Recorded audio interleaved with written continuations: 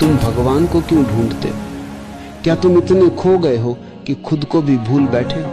ये एक सरल प्रश्न है, पर उत्तर सरल नहीं, क्योंकि उत्तर तुम नहीं देना चाहते, तुम सिर्फ भरोसा करना चाहते हो। तुम्हें सत्य नहीं चाहिए, तुम्हें दिलासा चाहिए। तुम मंदिर जाते हो, मस्जिद झुकते हो, चर्च में मोमबत्ती जलाते हो, पर क्या कभी भीतर गए हो? क्या कभी खुद से भी पूछा, मैं क्यों खोज रहा हूं? आज हम उसी प्रश्न को खोलेंगे। भगवान की जरूरत क्यों महसूस होती है? क्या वह सच में है या हमारी ही बनाई एक कल्पना है? आओ ध्यान से सुनो, न सिर्फ कानों से बल्कि अपनी आत्मा से, क्योंकि ये वाणी नहीं, ये मौन की यात्रा है। ईश्वर मनुष्य की सबसे पुरानी कल्पना है जो डर से पैदा हुई। बचपन से हमें सिखाया गया भगवान देख रहा है, वह तुम्हारे हर कर्म का लेखा जोखा रखता है। अगर तुम गलत करोगे तो नरक मिलेगा, सही करोगे तो स्वर्ग। क्या ये कोई प्रेम है या सिर्फ व्यापार?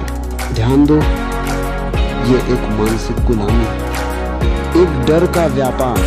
तुम्हारे माँ बाप ने डराया, गुरु ने डराया, धर्म ने डराया, और अब तुम उसी डर से झुके हो भगवान के नाम पर। सच तो ये है, तुम्हें भगवान नहीं चाहिए था, तुम्हें सुरक्षा चाहिए थी, तुम्हें सहारा चाहिए था, तुम्हें कोई ऐसा चाहिए था जो तुम्हारी जिम्मेदारी उठा ले। जब तुम अकेले होते हो तो तुम्हें भगवान याद आता है। जब सब ठीक होता है, नौकरी, पैसा, रिश्ते, तब तुम मस्त हो, पर जैसे ही जमीन हिलती है तब तुम मंदिर भागते हो। ध्यान से देखो, ये प्रेम नहीं है, ये उपयोग है। भगवान तुम्हारे लिए एक सहारा बन गया है, एक मानसिक बैसाखी।